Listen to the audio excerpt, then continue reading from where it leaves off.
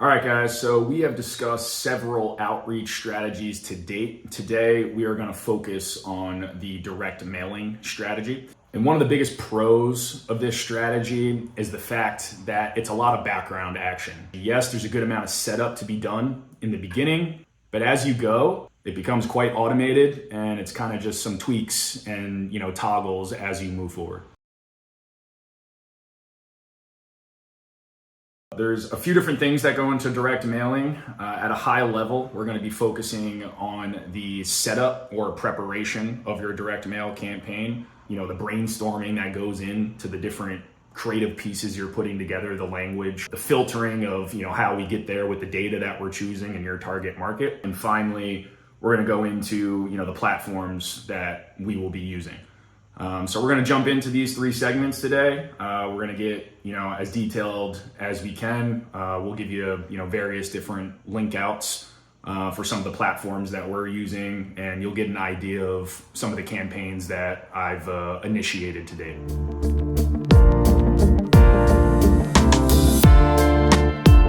Okay, so first thing is first. Setup of a direct mail campaign. As we've spoken about in some of our other series, such as Driving for Dollars, the preparation that goes into your campaigns is very important. There's two very important things to have on these direct mailers. One is the phone number, for the obvious reasons. You want to make sure people are reaching out.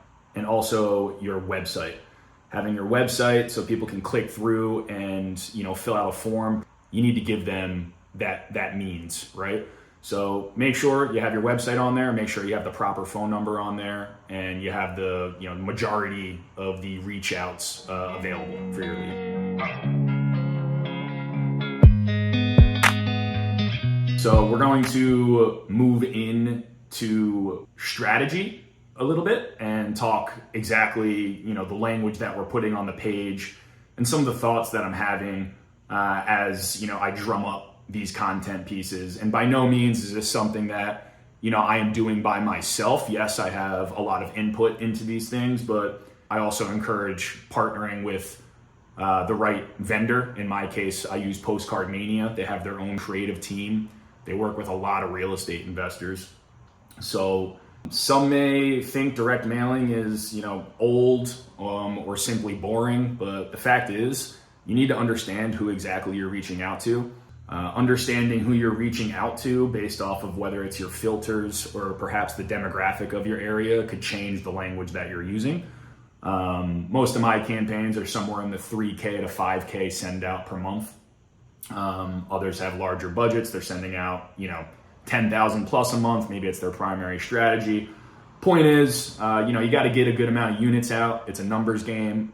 And again, most importantly, you got to consistently get these units out. This is not send out, the first month and be done. Each campaign needs to be at least, somewhere in that 3 to 4 month range before you start thinking about, hitting a different market or giving something a break. But there's, a lot of different things that need to be thought about in order to have higher conversion rates as you're pushing these direct mailers out over the, months and months to come. Because the mail never stops. So jumping into some of the examples that I have and I've done today, I'm just going to show you guys a few different iterations. The one that we're looking at right now is one that I believe we put out last year. And as you'll see right off the bat, it's colorful. This is a postcard, right? There's a lot of different pieces that can be sent out. Postcards being one, you got letters. You got, people have sent out fake checks.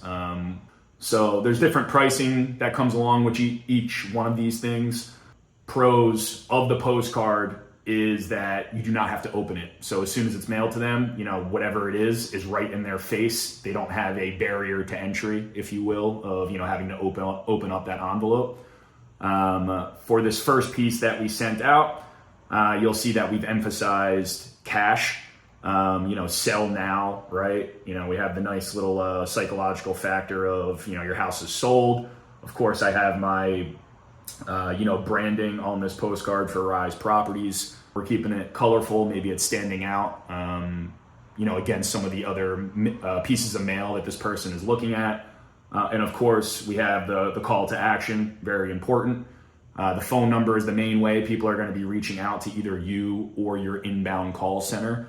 I've seen people make this mistake very many times. Make sure the number that you're using here is one, not your personal number. It's just a business line. But anyway, make sure you generate a business line that forwards to whatever the actual live pickup line is, whether your personal cell or the inbound center.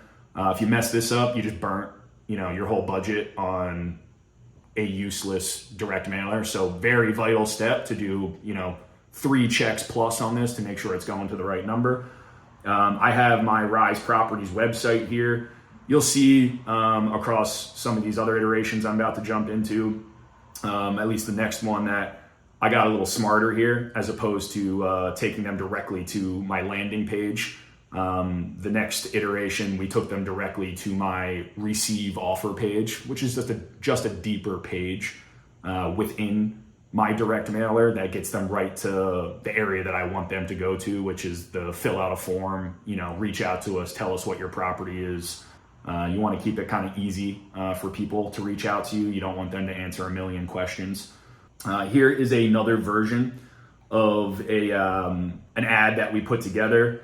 A little bit more basic with the color scheme. Still generally a cash ad. Something outside of the fact that I updated Rise Properties to like the full link of receive my offer. We also added a QR code. And even though, most of the people that are reaching out are, older people for these direct mail campaigns, everyone went through the pandemic, right? Everyone has picked up a QR code. So a lot of older people learned how to use the QR codes pretty quickly. Why not add them here? Just gives them another familiar way of getting to your website if they don't feel like, using their fingers. We've seen some decent success with the QR code, just giving them another option of, how to get to us. The other part that we added to this ad, this is going to a predominantly Spanish area. So on the back side of this thing, we added all of our language in Spanish. Now, I do not speak Spanish. Your vendor or maybe a colleague in your network, there's plenty of other vendors out there that will help do the translation for you at a fairly minimal cost.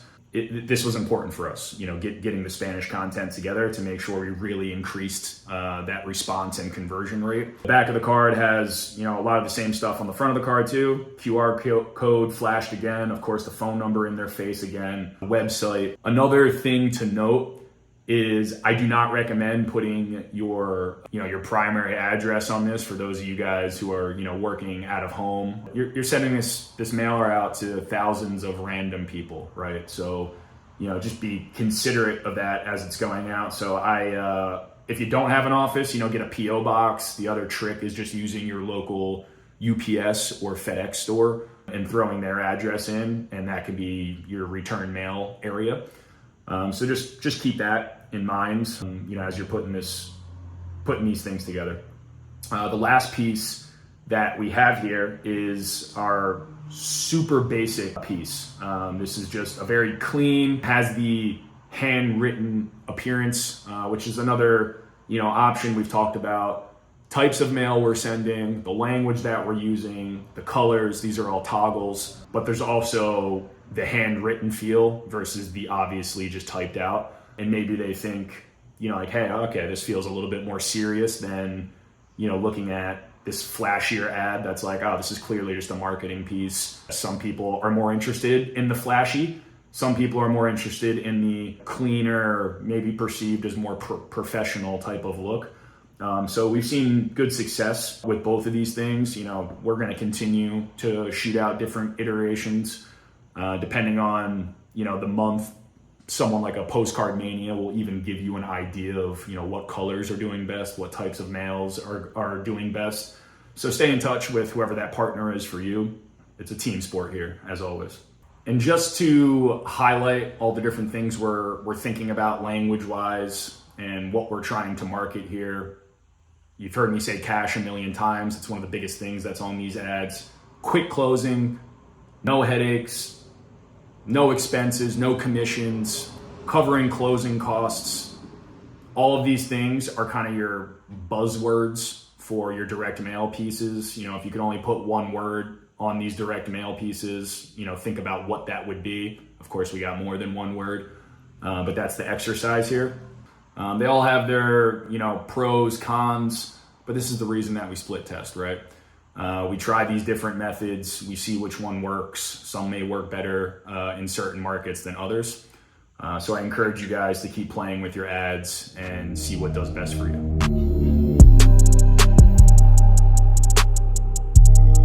The last thing that I want to jump into, you've heard me mention the platform a bunch of different times, is Postcard Mania.